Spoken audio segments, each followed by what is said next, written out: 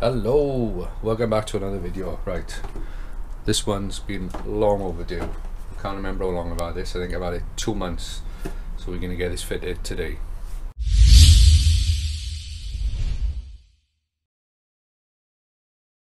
Right, so this is the GFB diverter valve, dump valve, recirc valve, whatever you want to call it.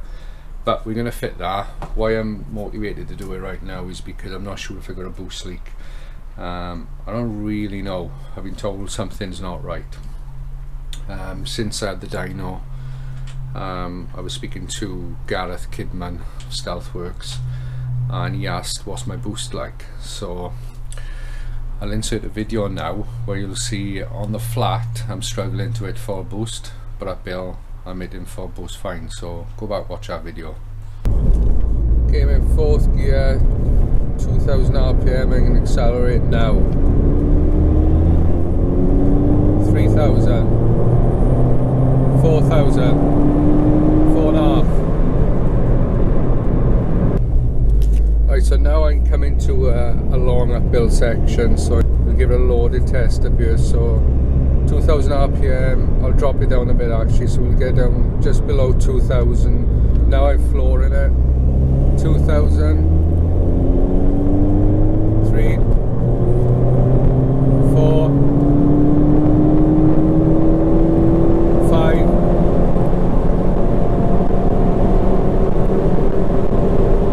6, 6.5, just under. Right, so as you can see, I should be hitting boost on a flat road.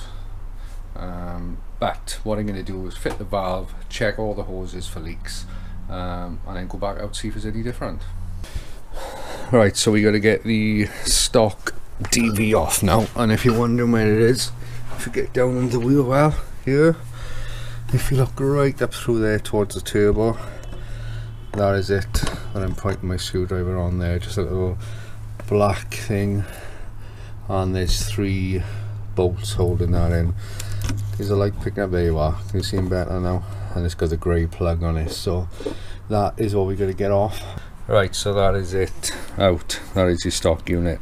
Now we'll be keeping most of that. We'll just be replacing some of the internals because these are prone to leaking, so it could be a cause of why my boost is not right, or my boost could just be perfectly normal. To be honest, I don't really know.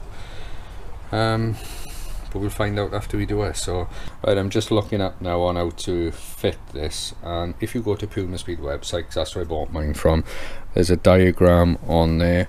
Also the video I thought was GFB that done the fitting, but it was actually pumaspeed. Right, so first thing, pop this out, spring out, then this bit then we got to rip out with pliers. Says if we break it, don't worry. So just grab a pair of pliers on there. There you are. Right, so the spring from the GFB kit, pop that on. Then this little plungery bit, put that on. Right, so then you've got this bit from the GFB, line it up with the holes, pop it over. It says that it will click on, spin it until all your holes line up, which they don't. No, they do. So you're swinging it. Oh, that was a nice click. Right, so that's that. Next is your spring. Right, then this little piece, get a bit of oil or grease around there.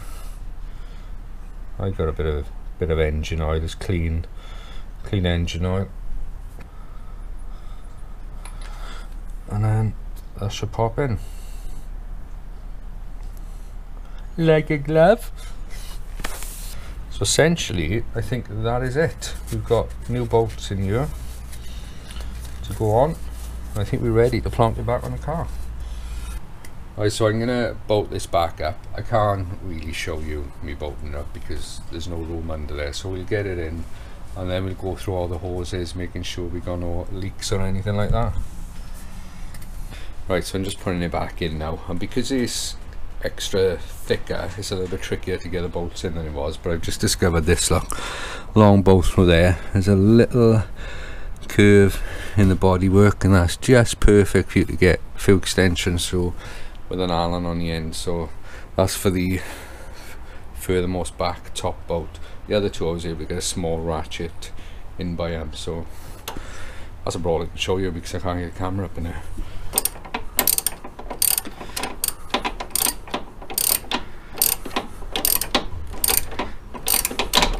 Right, so that is in now. You can just see it up in there, plugged in back in. What I'm going to do now is look at the boost hoses, and first thing I never mentioned before was, see my brake duct ripped off. Or what happened was, just as I was driving off from the house to go to Donington a couple of weeks ago, it must have come up from the arm itself here, and it wound itself on the drive shaft and just ripped itself off. It was all wrapped around there. So actually thinking on it, possibly because I'm cable tied to this hose, it might have tugged on it and maybe dislodged a pipe or something. I'm not sure. Everything looks alright, but I'm going to say I'm going to go through all of the clamps now, just making sure, and up on the turbo as well. So let's go and have a look at them.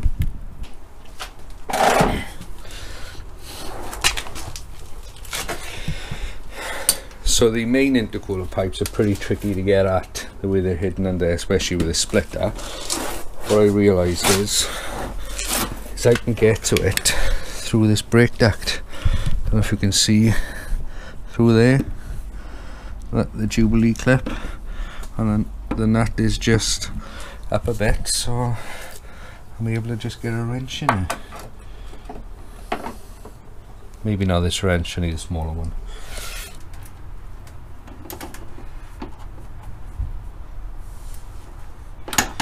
That one was quite tight actually, but at least we know.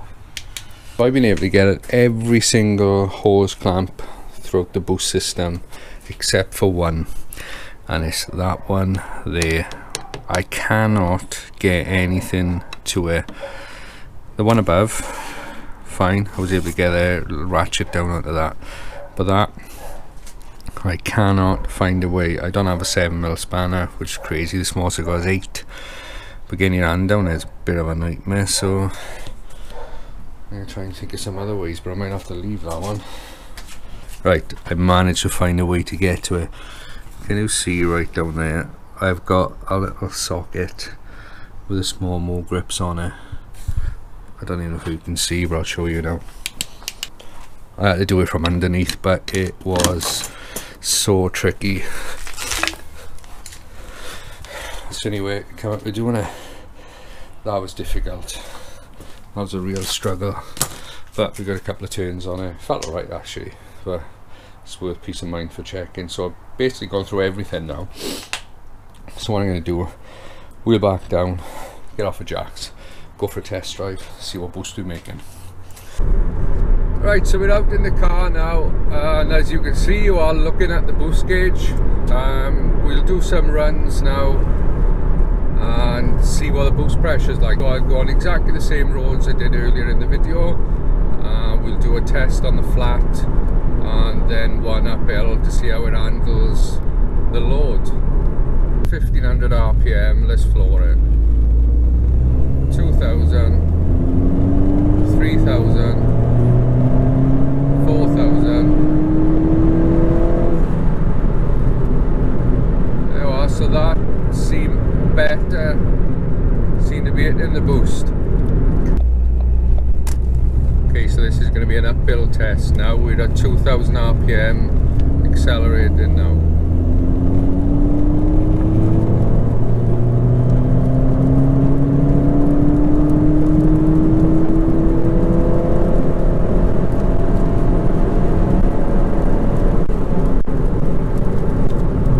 Right, so let's sum up this video then. Firstly, some people did ask before about the sound or sound test. I can't tell any sound difference.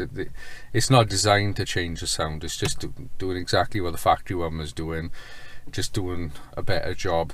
Now, as for the boost results, initial tests I did before I put the camera on, it was behaving very much like it was before, and I started to think, well, nothing's changed, the car's exactly the same.